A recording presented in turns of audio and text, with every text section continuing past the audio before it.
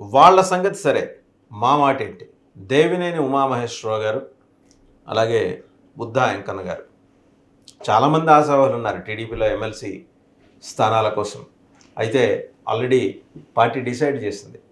గ్రీష్మ గారు, కావలి గ్రీష్మ గారు, అలాగే బీటీ నాయుడు గారు అండ్ బీదా రవిచంద్ర యాదవ్.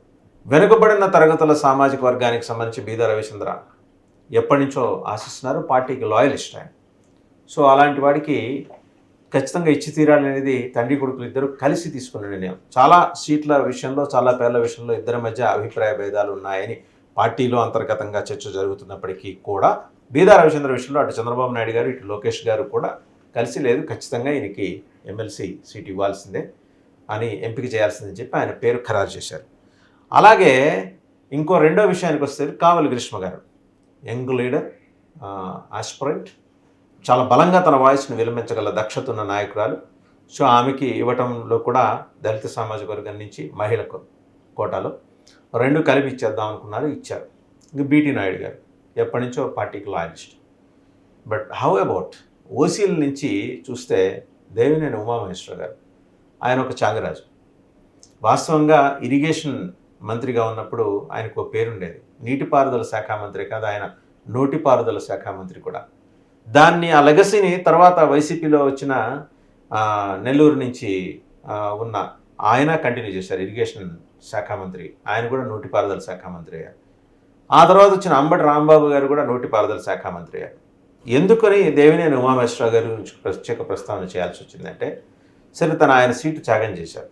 ఆయన చాలా అగ్రెసివ్ వాయిస్, చాలా బలంగా 2014-19 మధ్య కానీ తర్వాత కానీ కూడా ఆయన ఎక్కడన్నా, ఆయన అరెస్ట్ అయ్యారు కూడా జగన్మోహన్ రెడ్డి గారి పరిపాలనలో, వాయిస్ వినిపించడంలో ఎక్కడ తగ్గల, బేస్ తగ్గలేదు. అసెంబ్లీలో ఆయన గురించి ఒకసారి కనుక చూస్తే నాలుక మడత పెట్టి చాలా డిఫరెంట్గా మాట్లాడతారు ఆయన.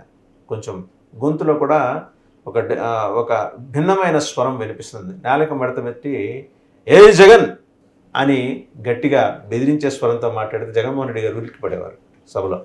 అమ్మో మీదకి వచ్చేస్తాడేమో అన్నట్టు, అంత బలమైన వాయిస్. అండ్ రెండోది, దేవినేని ఉమామహేశ్వర గారి దగ్గర ఉన్న పెద్ద క్వాలిటీ ఏంటంటే, ఖచ్చితంగా లెక్కలన్నీ పెట్టుకొని వచ్చేవాళ్ళు. ఏదైనా మాట్లాడాలంటే బోర్డుతో హోంవర్క్ చేసుకునేవాళ్ళు. పార్టీకి లాయలిస్ట్. మరి ఎక్కడ చెడింది అంటే, పార్టీకి లాయలిస్టే కానీ చంద్రబాబు నాయుడు గారికి అత్యంత విధేయుడిగా ఉండటానికి ఇష్టపడ్డారు. కానీ లోకేష్ గారి నాయకత్వాన్ని చాలా సందర్భాల్లో ఆయన బాహాటంగాను, కొన్ని సందర్భాల్లో పరోక్షంగాను లోకేష్ గారి నాయకత్వం పట్ల భిన్నమైన ప్రకటనలు చేయడం అనేది ఆయనకి మైనస్ పాయింట్గా మారింది. ఈ సందర్భం ఇక్కడ ఒకటి మనం ప్రత్యేకంగా ప్రస్తావన చేసుకోవాలి. దాదాపు 10 నుంచి 15 మంది సీనియర్ నాయకులు వీళ్ళు పార్టీ పుట్టినప్పటి నుంచి ఉన్నారు. వాళ్ళందరూ ఎలక్షన్స్కి ముందు బెజవాడ గాంధీనగర్లోని ఒక ప్రముఖ హోటల్లో, పేరు అనవసరం, గాంధీనగర్ అంటే అందరికీ తెలిసిందే, సమావేశం అయిపోయి, ఇలా కాదు, ఈ యంగ్ టర్క్ లోకేష్ గారి కారణంగా మనకి ఇబ్బంది ఎదురవుతోంది, మనల్ని మాట్లాడేయట్లేదు, మన వాయిస్ ఆయన నొక్కేస్తున్నారు, మనం ఖచ్చితంగా ఏంటంటే ఈ విషయాన్ని పెద్ద ఆయన దగ్గరికి తీసుకెళ్ళాలంటే చంద్రబాబు నాయుడు గారి దగ్గరికి తీసుకెళ్లాలని చెప్పి తీర్మానం చేసుకున్నారు.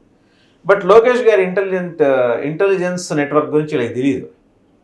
ఆ 11 మందిలో, ఆ 10 నుంచి 15 మందిలో లోకేష్ గారి మనిషి కూడా కూర్చున్నారు అందులో. మొత్తం యాజ్ ఇట్ ఈజ్ చేరేశారు. మనం అదేదో సినిమాలో బ్రహ్మానందం గారు పక్కన శ్రీనివాస్ రెడ్డిని అడుగుతారు, ఎలా ఉంది మన ట్యూన్ అంటే యాజ్ ఇట్ ఈజ్ అంటే కాపీ కొట్టండి. మొత్తం జరిగిందంతా తీసుకెళ్ళి లోకేష్ గారికి చెప్పేశారు. ఓహో, ఇలా మన మీద ధిక్కార స్వరం వినిపిస్తున్నారా వీళ్ళు మన నాయకత్వం మీద. లోకేష్ గారికి కోపం వచ్చింది. వెంటనే వారి తండ్రి గారి దగ్గరికి, తెలుగుదేశం పార్టీ జాతీయ అధ్యక్షుడు చంద్రబాబు నాయుడు గారి దగ్గరికి వెళ్ళిపోయారు. ఇలా పార్టీలో ఒక 15 మంది సమావేశమయ్యారు. ఆ 15 మందిలో 12 మంది కమ్మ సామాజిక వర్గానికి చెందినవారే. వాళ్ళల్లో దేవినేని ఉమామహేశ్వరరావు గారి వాయిస్ చాలా బలంగా వినిపించింది. ఇలా రేపు పొద్దున నా నాయకత్వాన్ని క్వశ్చన్ చేసేవాళ్ళు ఉంటే నాకు ఇబ్బంది కదా అని ఆయన చెప్పారట.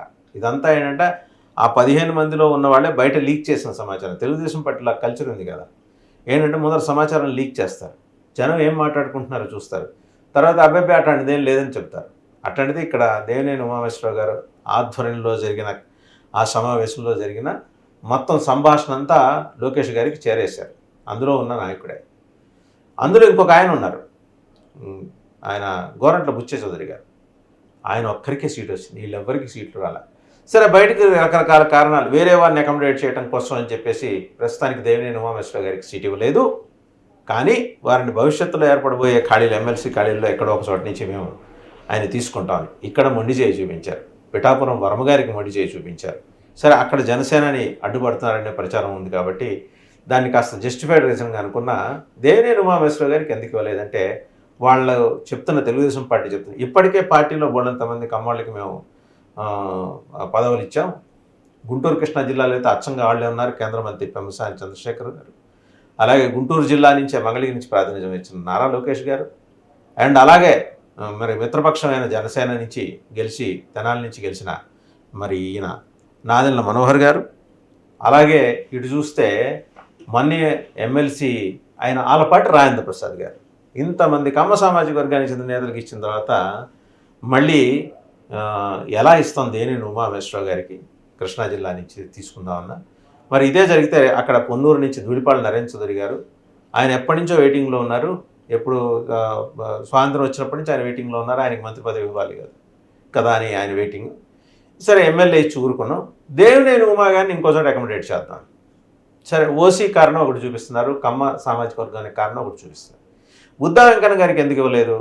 ఆయనకు సెల్ఫ్ క్లైమ్డ్ బెజవాడ బెబుల్ ఆయన తనకు తానే ఫ్లైఓవర్కి సంబంధించి కనదుర్గ ఫ్లైఓవర్కి సంబంధించి తానే బ్యాటింగ్ చేసినట్టు, తానే ఆ జ్యోతి ప్రజ్వలన చేసి టార్చ్ బేరర్గా నిలిచినట్టు ఆయనే మార్కెటింగ్ చేసుకున్నారు. సరే అందులో కొంత సక్సెస్ అయ్యారు, కొన్ని చోట్ల అటు ఇటు మాటలు పడ్డారు, అన్నీ అయినాయి. బట్ ఒక సామాన్యమైన వ్యక్తి నుంచి తెలుగుదేశం పార్టీలో కీలకమైన పదవి ప్రధాన కార్యదర్శి పదవి దాకా పొందిన బుద్ధా వెంకన్న గారికి బీసీ సామాజిక వర్గం నుంచి సీట్ వస్తుందని ఆయన భావించారు, పార్టీ భావించలా. పార్టీలో చాలామంది బీసీ లీడర్స్ ఉన్నారు, ఓసీ లీడర్స్ ఉన్నారు. బట్ ఫర్ షూర్ ఏంటంటే వీళ్ళిద్దరూ కొంచెం గట్టిగా వాయిస్ వినిపించేవాడు పార్టీ తరఫున. ఎక్కడ వెరవల జగన్మోహన్ రెడ్డి గారి పరిపాలనలో కూడా మిగిలిన చాలామంది నాయకులు సైలెంట్గా ఉన్నా వీళ్ళు చాలా బలంగా మాట్లాడుకుంటూ వచ్చారు, ప్రతిదీ బలంగా మాట్లాడుతూ వచ్చారు. సో ఈ దఫా మరి వాళ్ళకి ఇచ్చారు, సరే మా సంగతి ఏంటని చెప్పేసి ప్రశ్న అయితే మొదలైతే ఇప్పుడే బుద్ధా వెంకన్న గారిని బుజ్జగించడానికి గద్దె రామ్మోహన్ రావు గారు వెళ్ళారట. వెంకన్న నువ్వు అలా అలిగిపోతే ఎట్లాగా? ఎందుకంటే ఇక్కడ మరి నేను చాలా కాలంగా ఎమ్మెల్యేగా ఉన్నాను, వైసీపీ ప్రపంచంలో కూడా నేను గెలిచాను, అయినా కూడా నాకు మంత్రి పదవి ఇవ్వలేదు. అటు చూస్తే ధూళిపాళ్ళ నరేంద్రకి పొన్నూరు, గుంటూరు జిల్లా పొన్నూరులో ఇవ్వలేదు, కృష్ణా జిల్లాలో నాకు ఇవ్వలేదు. కొన్నిసార్లు పార్టీలో కొన్ని నిర్ణయాలు తీసుకోవాల్సి ఉంటుంది, అందరినీ అకామిడేట్ చేయాలంటే ఒకేసారి 30 మందిని కష్టం కదా అంటే మేము మొత్తం 10 మంది ఏదో మీ సంతోషం అని బుద్ధా వెంకన్న అన్నట్టు, లేదు సందర్భం వచ్చినప్పుడు ఎలాగైనా అకామిడేట్ చేద్దాం. మరి దేవినేని ఉమా గారిని ఎవరు బుజ్జగిస్తారు? లోకేష్ గారు అయితే పిలిపించి మాట్లాడతారు, ఆయన అయితే వెళ్ళరు కదా, లేదా తన ప్రతినిధులు పంపించాలి, లేదా చంద్రబాబు గారు పిలిస్తే కానీ దేవినేని ఉమా వెళ్ళరు. మరి సీనియర్ లీడర్ ఆయన, పార్టీ కష్టకాలంలో బ్యాటింగ్ చేసినవాడు, ఇలాంటి వాడిని మరి విస్మరిస్తే రేపు ఉదయం ఏమైనా ఇబ్బంది అవుతుందా కృష్ణా జిల్లాలో పార్టీకి అనే అనుమానాలు. ఇద్దరు కృష్ణా జిల్లా వాళ్ళే, ఇంకా చాలామంది ఉన్నారు. ఆ మాటకు వస్తే మొత్తం 30 మంది జాబితా ఉంది. నాగులు మీరు ఆ దగ్గర నుంచి అందరూ ఎవరు కనిపిస్తే వాళ్ళు వెళ్ళి ఎమ్మెల్సీ ఇచ్చేయండి. But Uma and Buddha Venkanna are different. Party కష్టకాలంలో ప్రత్యేకించి జగన్మోహన్ రెడ్డి గారి అరాచకపు అకృత్యపు పాలన నడుస్తుందని టీడీపీ భావించిన కాలంలో వీళ్ళిద్దరూ పార్టీ వాయిస్ని బలంగా వినిపించడం కాకుండా రోడ్డు మీదకి వచ్చి అరెస్ట్ అయినా సరే అరెస్ట్ అయినా చేసుకోండి, మాకే ఇబ్బంది లేదు, చాలామంది దాక్కున్న రోజులు అవి. బట్ దేవినేని ఉమ కానీ బుద్ధా వెంకన్న కానీ విరవలా. మరి వీళ్ళని ఎలా అకామిడేట్ చేస్తారు? సో ఈరోజు చంద్రబాబు నాయుడు గారు ముందున్న పెద్ద సవాల్ అది. రేపు పొద్దున రాబోయే ఖాళీల్లో వాళ్ళని ఎక్కడైనా అకామిడేట్ చేస్తారా, లేదా ఏదైనా కార్పొరేషన్లో అకామిడేట్ చేస్తారా, కార్పొరేషన్ చైర్మన్కి అకామిడేట్ చేస్తారా? బుద్ధా వెంకన్న సరిపుచ్చుకుంటారేమో కానీ దేవినేని ఉమా స్టేచర్కి కార్పొరేషన్ చైర్మన్ అనేది చాలా చిన్న పదవి, ఆయన అంగీకరిస్తారా? ఈ చర్చ పార్టీలో అంతర్గతంగా నడుస్తుంది. చూద్దాం ఏం జరుగుతుందో.